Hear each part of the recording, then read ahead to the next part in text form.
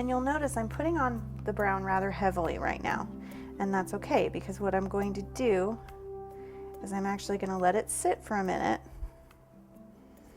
And then I'm going to go back essentially with an empty brush with no color on my brush. I'm really kind of rinsing it out. And I'm just going to kind of go over the top, just like that. Because I want those kind of dark areas, but I want the light to shine through, and I really want my brush strokes to add some kind of naturalism to that. Now we'll go ahead and do the top tier in the same way.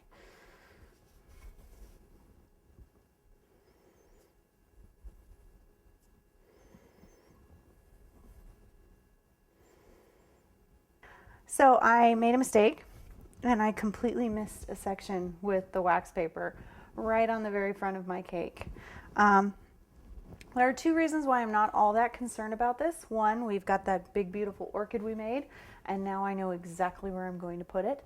But in the few places that I am worried about it showing, there are a couple other options. We do have those two other leaves that we made, and also I'm going to show you how you can start to clean it up if you do have that problem.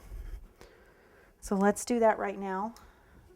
I'm going to get a glass of completely clean water, and I'm going to really rinse my brush thoroughly so it's very clean.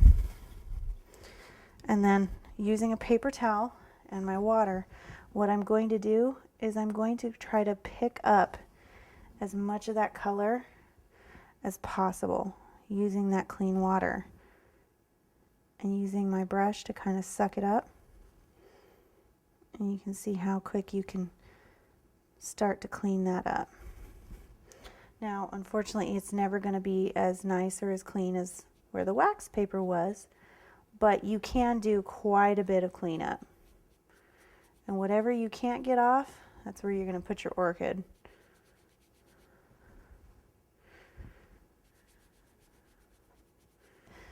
Now, we're going to do the same thing, but we're going to pick up from this side of our yellow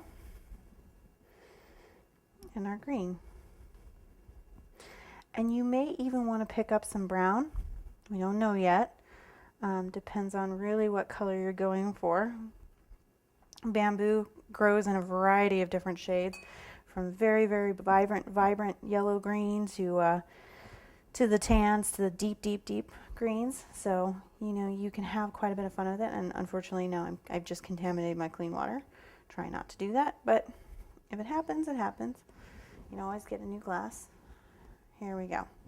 Now, you're going to need to be a little careful when you're doing this because you've got those leaves in there, and you want to get those leaves as well. And because this is really the focal point, you need to really make sure you get down in those edges. And I know this seems really kind of a bright, repugnant green. Don't let that throw you.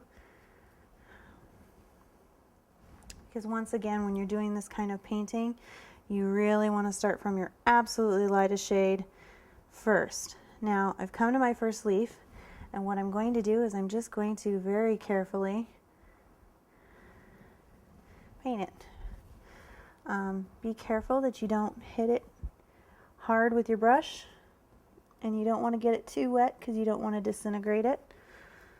But by doing it this way versus painting it separately, you really can kind of guarantee that it's going to be the same color as the rest of your bamboo.